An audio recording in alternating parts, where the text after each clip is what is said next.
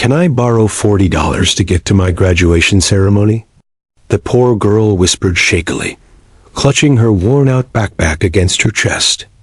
Unaware he was a CEO billionaire, standing right in front of her in a crowded bus station where dreams often died quietly, but his unexpected gesture that day would melt hearts, shatter assumptions, and change the direction of her entire life forever.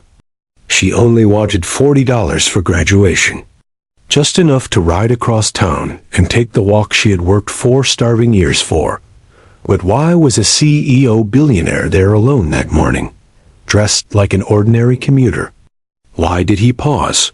Why did his eyes soften at her trembling voice? And what unseen past connected them without her knowing? Viewers watching may think they know how kindness works. But what happened after that whisper would rewrite the meaning of generosity, destiny, and quiet fortune. Asterisk. The morning sky over downtown Atlanta was a dull silver, washed with the promise of rain. Commuters hurried across the station, shoulders hunched, eyes glazed with the exhaustion of everyday survival. But one girl stood out, not because she was loud or striking, or well-dressed, but because she looked like she was holding the last thread of hope left in her life. Her name was Alyssa Carter, 22, rail-thin from nights of skipping meals.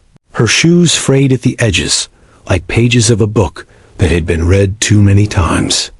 Her hair was neat but dry, tied into a simple ponytail she had brushed carefully because today, graduation day, mattered more than anything in the world. She carried herself like someone raised to never complain, even when life bruised her ribs and dreams. Her fingers shivered around the strap of her bag, breathing in the cold air, looking up at the board that listed departure times. The bus she needed would leave in 7 minutes. Fare, $40. All she had was $3.75. In coins she had saved from cafeteria shifts and cleaning hours in the library. The rest had gone to her gown fee, borrowed textbooks, nights of instant noodles, and cracked screen phone data. She checked her phone again. No missed calls from Mom, no message from Dad. They hadn't called in months. She swallowed dryness. "It's fine, Alyssa. You can still make it. You worked too hard to miss this." Her breath fogged with fear. Then she noticed him. A tall man stood by the ticket kiosk, looking oddly out of place, too calm, too observant, too polished beneath a plain gray hoodie. His posture hinted at power he wasn't trying to show. His watch, simple, matte black, probably cost more than everything she owned. His shoes looked like they didn't know struggle. He held coffee, but didn't drink it, as if his mind was elsewhere. His name, though she didn't know yet, was Nathan Hale, billionaire CEO of Hale Technologies. Forbes 30 under -30, a man whose face had been on magazine covers she never had time to buy. But today, he looked like a man trying to escape his own world. Alyssa inhaled shakily and stepped forward, her heartbeat thudding against her ribcage like a desperate fist. She had never begged anyone for money. Pride was her last shield, but graduation was her mountain. She couldn't go home a failure. She couldn't return to the small room she rented without walking across that stage, hearing her name called, proving to herself she wasn't another statistic swallowed by poverty. When she reached him, her voice cracked, soft, ashamed, bleeding hope. "Can I borrow $40 to get to my graduation ceremony?" "Please?" Nathan blinked. Her words landed like memory, not of her, but of himself 10 years ago, standing in a bus station with nothing but a resume and a dream. He studied her face, not the clothes, not the poverty, but the silent dignity in her eyes. She didn't look like a beggar. She looked like someone 1 inch from her miracle. But he didn't answer immediately. Instead, a subtle ache crossed his expression, the kind seen in people with money, success, recognition. Yet empty. He had been running from boardrooms, investors, betrayal from those he trusted, his ex-fiancée cheating with his CFO, lawsuits, fake friends clinging to him for his wealth.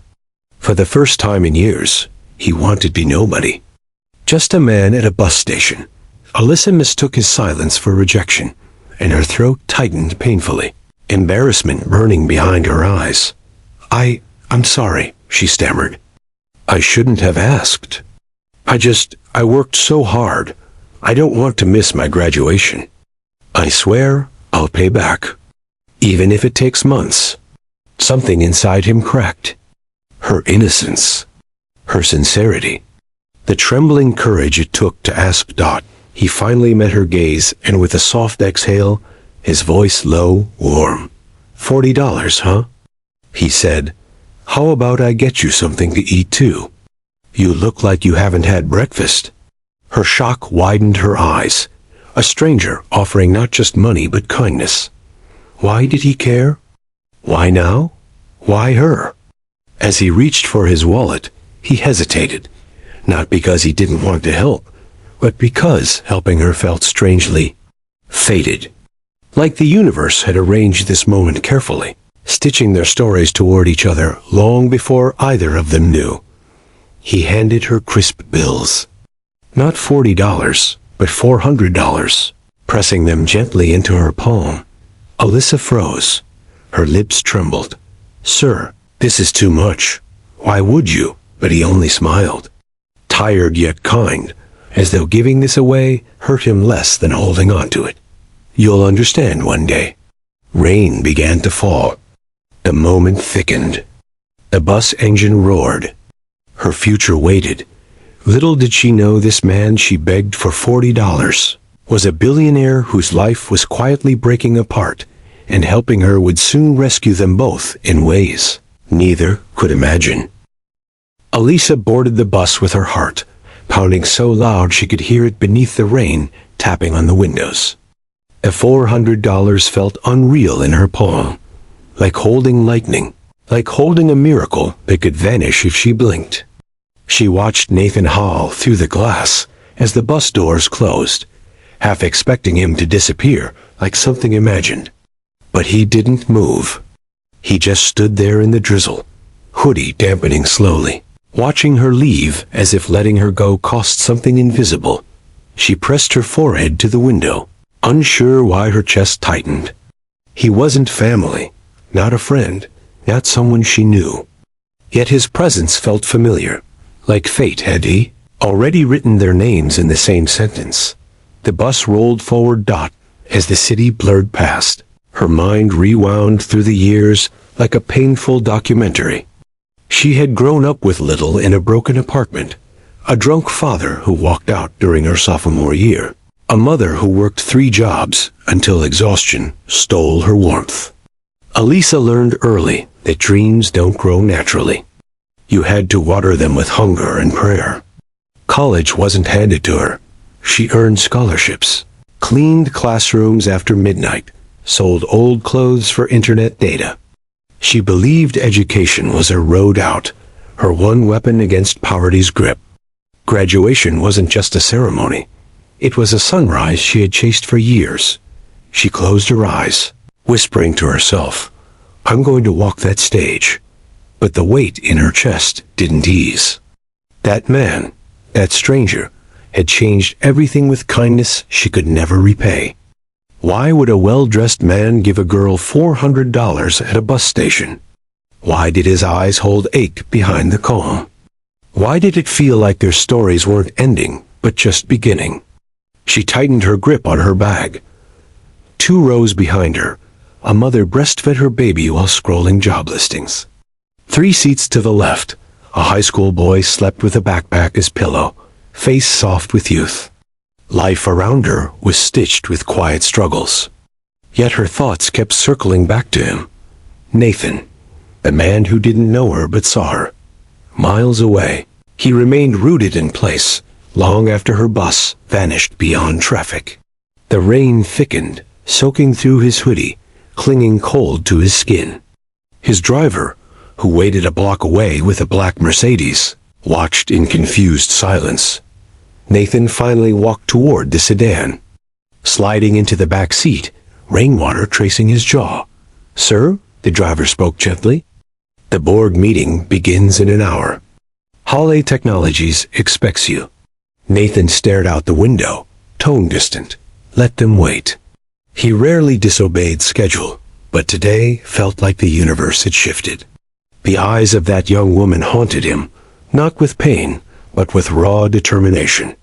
She reminded him of himself when he worked nights as a dishwasher, when he slept in public libraries, showered at gyms, lied to recruiters about owning ironed clothes. Nobody knew the billionaire used to beg too, he whispered, almost to himself. She was me.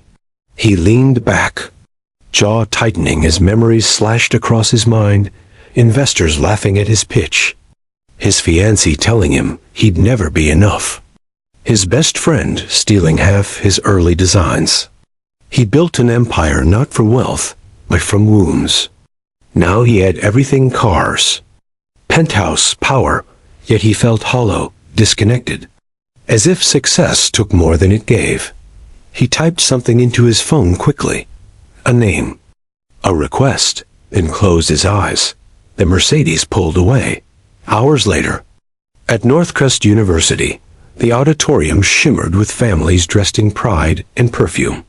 Cameras flashed, flowers layered arms, laughter floated like confetti. But there was one girl among them wearing a gown slightly too big, shoes slightly too aged, standing alone beside rows of families she didn't belong to. Alyssa. Her breath trembled as she pinned her badge. When her name echoed through the hall, Alyssa Carter, summa cum laude, the claps rose like thunder. She walked the stage with tears smudging her vision, her diploma warm in her hand. But when she stepped outside to breathe, she froze underneath the campus oak trees. Nathan Hale stood there, not in a HOODIE, in tailored black suit that looked carved from wealth. His presence shifted the air, like the world recognized him even before the mind processed. People passing slowed, whispering. Alyssa's heart stopped at the realization. He wasn't ordinary. He wasn't just kind. He was someone she could never repay. Her voice broke into pieces. You're? He didn't make her finish. He offered a soft smile, calm, sincere, as if he'd been waiting to be seen. "I told you you'd understand one day," he said quietly. "And today is that day." Her breath shook. He reached into his coat, but not for a gift. Instead, he handed her a card, a sleek business card with his name embossed in silver. Nathan Hale, CEO. Hale Technologies. Alyssa's knees almost gave. Her world tilted, not from shock alone, but from the weight of what this meant. A billionaire helped her when he owed her nothing. Why her? Why today? And what did fate intend next? Because this wasn't coincidence. This was the beginning. Elisa stood there, beneath the shade of the oak tree, fingers trembling around the silver-embossed card, like it was a key to a door she never imagined touching. Nathan watched her with an expression that was difficult to read. Softness layered over exhaustion, kindness wrapped around secrets he hadn't revealed. People passing through the courtyard kept glancing at him the way. Pedestrians could sense power even when it wasn't announced. Something about him seemed larger than life, not loud, not arrogant, just inevitable. Alyssa swallowed, voice barely surfacing. "You're him," she whispered. "You're Nathan Hale, the billionaire. The one we studied in entrepreneurship class. You built Hale Technologies from nothing." He nodded gently, hands in his pockets like he wanted to seem smaller, more ordinary, less unreachable. "And today," he said quietly, "you walked your own stage, the one you earned the hard way. I didn't want you to miss that moment." Her throat tightened painfully. Nobody had ever cared enough to make sure she didn't miss anything. Her parents didn't show. Friends were few. Poverty has a way of thinning crowds. She stared down at the diploma gripped in her other hand, the ink already smudged from sweat and tears. She exhaled shakily. I don't know how to thank you. I don't even know why you helped me. Nathan's eyes flickered with something raw. Not pity, not charity, recognition. Because once, he said slowly, I stood where you stood. Hungry, determined, alone. And someone helped me when I had absolutely nothing. I've never forgotten it. His voice carried history, a story built from glass shards and grit. Alyssa saw a glimpse of the boy he must have been, younger, desperate, ridiculed for dreaming too loudly. But standing before her was the man he became, polished, powerful, respected, yet lonely in a way wealth couldn't cure. A loud burst of student laughter drifted through the courtyard like color staining washed canvas. Caps flew, families hugged, champagne sprayed against sunlight. Alyssa watched them from a quiet corner beside him, the distance between privilege and survival laid bare. Nathan tapped a message into his phone. Within seconds, a sleek black vehicle rolled up, not flashy, just refined. A driver stepped out and opened the door for her, not him. Alyssa blinked. Me? Nathan nodded once. Not offering, directing destiny. I'd like you to have lunch with me, he said softly. No expectations. Just two people talking. I want to hear your story. Her heart tripped. Her instincts flared. Why would a billionaire want her story when he could dine with senators or celebrities? But something in his tone assured safety, not danger. Something in his gaze said, I see you, really see you. She took a breath and stepped into the car. The interior smelled faintly of leather and eucalyptus. She sat carefully, like her thrift store dress might stain luxury. While the city moved past outside, billboards advertising brands she could never afford. Polished windows reflecting the world she never belonged to. Nathan sat across from her in the rear-facing seat, watching her with gentle interest, not superiority. The restaurant they arrived at was perched atop a high-rise floor-to-ceiling glass. White linen, soft piano music like warm silk in the air. The kind of place people saved for proposals or promotions. Alyssa's heart pounded. Her shoes felt too worn for marble floors, her hands too rough among diamond-covered fingers of socialites. She looked like an exhibit of struggle, surrounded by chandeliers as the waiter poured water with practiced elegance. Nathan spoke first, not about business, not about wealth, but about her. Tell me how you made it to graduation, he said. No condescension. Just honest curiosity. And unexpectedly, like a dam cracking, she told him everything. Working nights, cleaning classrooms until bleach cracked her fingertips. Sleeping in a storage closet when she couldn't afford the bus back to her dorm. Eating one meal a day when scholarship stipends ran out. Crying quietly the night her father pawned her laptop for alcohol. Hiding hunger behind smiles during lectures. Studying under streetlights when power was cut off. The shame. The grit. The never-dying hope. Nathan listened without interrupting once. At one point he looked away. Jaw tight, as if her story reached into wounds time hadn't healed inside him. When she finished, the silence between them wasn't awkward. It was holy. The kind of silence where two souls recognize each other across different beginnings. Then he leaned forward. I want to give you something, not as charity, but as investment. Her breath caught. He slid an envelope across the table. Thick, sealed, heavier than paper should be. Inside lay a job offer letter with Hale Technologies letterhead. Entry-level analyst. Full salary. Full benefits. Mentorship directly under CEO Nathan Hale. Alyssa's pulse roared in her ears. Her vision blurred. The future she never dared imagine sat at her fingertips. I'm not, she choked out. Why me? There are thousands more qualified. I'm just Nathan's eyes sharpened, gentle, but unshakably firm. "You asked for $40, he said. "But you earned a future." A tear slipped down Alyssa's cheek. Quiet, uncontrollable. He offered a napkin. Voice softer than silk. "And something tells me our stories aren't done yet." He was right, because destiny had only opened the first door. What waited beyond was bigger, not just opportunity, but connection, transformation, and a twist that neither of them could foresee. The days following that lunch unfolded like sunrise after years of night. Alyssa reported to Hale Technologies, with nerves knotted like wires in her stomach, wearing her neatly ironed thrift store blouse and the only pair of shoes that didn't squeak. The building itself felt like something from another world. Glass panels stretching toward clouds, security checkpoints, revolving doors that spun with people carrying tablets, coffee, confidence. She stepped into this place like a child entering a palace, but nothing had told the staff to expect. Her not as charity, as someone to be taken seriously.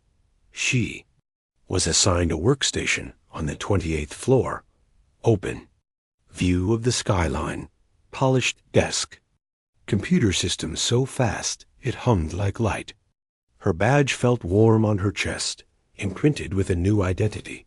Alyssa Carter, junior analyst. She wasn't just surviving anymore. She was becoming.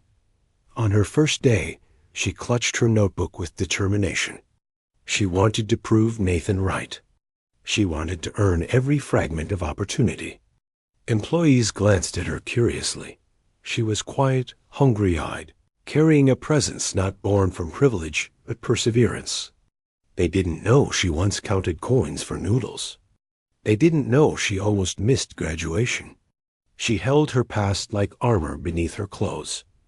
Nathan watched her growth from a respectful distance at first. He didn't hover, didn't coddle. He allowed her climb to be hers. But sometimes he paused by her desk with a question only she could answer. Sometimes he asked her opinion in meetings where executives doubled her age. Sometimes she caught him studying her with something deeper than interest, like he saw brilliance forming, like he believed she wasn't meant to stay small. Weeks turned into months. Alyssa rose fast. Her analyses were sharp, her ideas innovative. She designed a cost-efficiency model that saved the company millions. She built a data integrity pipeline that flagged fraudulent accounts investors had hidden. Senior staff started seeking her perspective. Her name floated through boardrooms, like a spark catching fire. But alongside her rise came whispers. Why was Nathan Hall so invested in her? Why did he mentor her personally? What history tied them? Some called it favoritism. Some assumed romances that didn't exist. Some resented her success, because poverty rising makes privilege uncomfortable. But Alyssa kept her posture steady. She'd fought harder than most people ever had. She didn't shrink now. Still, storm clouds formed behind the walls of Hale Technologies. Nathan's CFO, the same man who once betrayed him, resurfaced with a hostile takeover attempt. A group of investors wanted Nathan out, claiming he was distracted, emotionally compromised by a junior analyst, one report said, dripping with venom. They demanded board evaluation, restructuring, replacement. Alyssa discovered the documents first, late one evening, long after most lights dimmed. Her screen glowed against her face as she scrolled through evidence, emails, forged transactions. Power grabs cloaked in board language. Her stomach dropped. This wasn't just business. This was warfare. She printed everything, hands shaking. Storm clouds thickened in her chest. Nathan had given her opportunity, dignity, a path to change her life, and someone wanted to tear him from the empire. He bled to build. She marched to the top floor, and out the halls were silent at that hour. City lights spilled like liquid gold through windows. Nathan stood alone in his office, back turned, staring into the night as if searching for peace in the skyline. Alyssa stepped inside. "I found something," she said, voice steady. Though adrenaline roared, Nathan turned. His face aged a year in a second when she handed him the files. He read, jaw tightening, grief flickering behind control. The man who once survived hunger now faced betrayal again. The empire built by his wounds, sweat. Nights of no sleep, someone wanted to steal it because success made him a target. Elisa's voice cracked with something fierce and protective. They can't take this from you. He laughed softly, not bitter, just tired. Power invites enemies, he murmured. Money attracts wolves. She stepped closer, not timid, but anchored. You're not facing this alone. He looked up and something in his expression shifted, like the moment a man realizes the person standing before him is no longer the girl who begged for $40, but a woman ready to stand at his side, not behind him. Together they built a defense. Elisa organized data, investigated accounts, traced fraudulent patterns to the CFO's offshore holdings. She assembled presentations, built case files, secured whistleblower testimonies. She worked past sunrise, past exhaustion, not for Nathan's wealth, but for the man who believed in her first. The boardroom showdown arrived. Tension electric. Suits lined in rows. Investors cold-eyed. The CFO smirked, confident in his coup. Until Elisa stood. Not timid, not small. She presented evidence with precision that sliced the room open. Every lie exposed. Every hidden fund traced. Every forged projection pinned under truth like insects under glass. Her words were scalpel clean. Her courage unshakable. She fought like someone who had starved before. People who rise from nothing fear nothing. When she finished, silence froze in the room. Then the board voted. Unanimous. CFO removed. Nathan reinstated. Elisa promoted. Nathan didn't smile at victory. He looked at her. Pride softened his features. Relief warmed his gaze. He spoke quietly as the room emptied. Voice threaded with something tender, something unspoken before. You saved the company. She shook her head, tears shining. No, you saved me first. They stood in the quiet city skyline, glowing like possibility. His hand almost reached for hers. Not romantic yet, but inevitable. A connection forged by kindness, sharpened by struggle, sealed by destiny. Two souls who met over $40 and a whisper. Two stories that converged into a future written by grit, grace, and unexpected fate. And the world watching, assuming, judging, would never understand how a billionaire and a girl who once couldn't afford a bus ticket became the backbone of each other's legacy. Not by charity, not by luck, but by humanity.